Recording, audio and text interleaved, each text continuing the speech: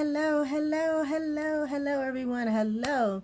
This is Mickey Michelle Jones, owner, operator of Michelle's Visual Imaginations. I am a social worker, a writer, a published author, and I am here to help you to have your audience to see what you are saying. How do I do that? I help you to develop and to implement skills and techniques that enhance your writing. Why? Because you are a writer. And my position on the fact that you are a writer is that I am super ecstatic about it, and I want to share in that experience of learning with you. So, what are we going to talk about today? Today, we are going to talk about another style of writing. What we are doing in this series is we are talking about the technical aspects of writing. And if you are a follower of mine, I say again to you, hello. If you are new to following me, I say thank you for following me. And please make sure that you catch any video that I have done, whether on Facebook or Instagram, and to ask any questions of me that you think that I'll be able to answer. Because guess what? I love writing and I love sharing about the experience with you.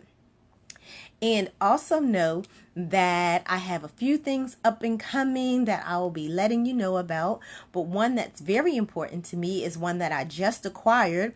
And that is a columnist article in a family magazine. And I'll be posting about that so that you'll be able to subscribe to the magazine and catch my article on microwave college life. That's what I'm talking about. So you go from there and you try to figure out what it is we're talking about. But we're talking back to school and we are talking about microwave college life. So what are we talking about today? Today we are talking about the technical aspects of writing, and we are defining the 4 different styles of writing. So far we have discussed expository writing and descriptive writing. That leaves us with persuasive writing and narrative writing. Those are the 4 main styles of writing. Everything that we do, everything that we say, everything that we write about evolves and involves one or more of those particular styles of writing. Today, we are talking about persuasive writing. So, how persuasive is your argument? When we talk about or when we think about persuasive writing, what we are talking about and what comes to mind is the fact that it has to be persuasive. I have to really use my words. I have to really use my writing skills to persuade you to do something. Great example of persuasive writing. Martin Luther King's I Have a Dream speech. Wow. If you've heard it, if you're old enough to have heard it back in the mid-60s, and if you're fortunate enough to hear it now, the same persuasive impact that it had back then is a prime example of the persuasiveness and the style of writing that was used. So when we talk about persuasive writing, we're talking about being a great orator. We're talking about writing that causes a person to want to move in action. We're talking about a lawyer, a defense attorney. We are talking about politicians. Okay, all different types of persuasive writing, all different fields of employment, however you want to say it. Their whole goal is to persuade you to do something, to convince you that what they are saying is gospel. It may not be gospel, but they have such a way of delivering the information that they want you to know to you that you can't help be but moved by it. So, again, I ask you, how persuasive is your argument? As a writer, your ability to get your reader so involved in what you are saying that they are moved to action is a great attribute to your level of persuasive writing. So what do I mean by that? Well, when we talk about it, think about a newspaper editor. And most newspapers have what they classify or call the opinion column, right? So in that opinion column, they give what they consider to be an editorial. Now, whatever the subject topic of that editorial is, the writer is hitting you hard. It is grabbing at your pain points. It is pushing all of your buttons to get you to believe that you need to take action. And a good editorial creates protest, creates change, and creates a movement. Simple as that. I know I say that a lot, so I apologize, because it's really not as simple as that, but it's easy to understand as that.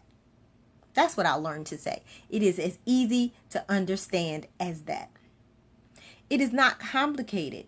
And the more mastered you are in the skill of oration, which means that you can stand and move a crowd, is the better you will be at writing it. Now, we all know that the White House has staff writers, and they write these great inauguration speeches. And these writers, they sit back and they pull in all of the hot points so that when the person that is giving that particular speech gets up and speaks those words that are written, they may not actually be their words, but the writer of those words knows that those are the pain points, the hot spots, the hot buttons that will get the crowd involved. And that's why most politicians, because they are a little disjointed and disconnected from their constituency, will have staff writers. And those staff writers know how to start off like a mountain climber. We start off at the bottom and we get a nice momentum, and then we hit up and we get a little rocky and we start tapping into those pain points, those hot spots, pushing those buttons. And by the time we get to the peak of the mountain, everybody is in an uproar off of what we said. We're talking about persuasive writing. We're talking about how persuasive is your argument. And again, persuasive writing also comes into PhD work.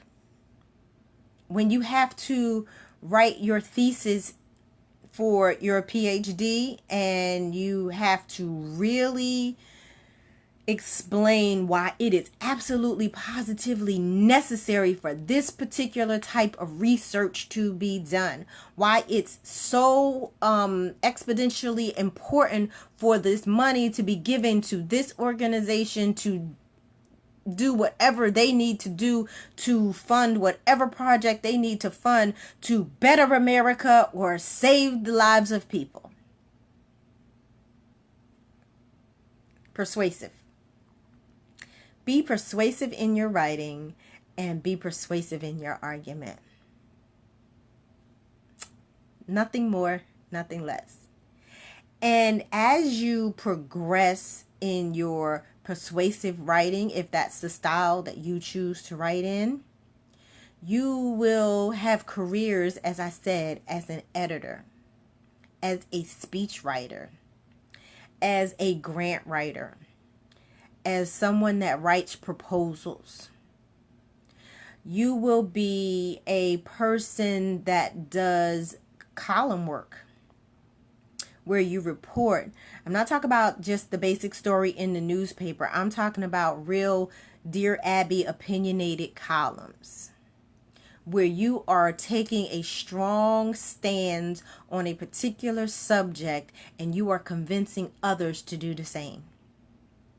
So that's what we're talking about when we talk about persuasive writing.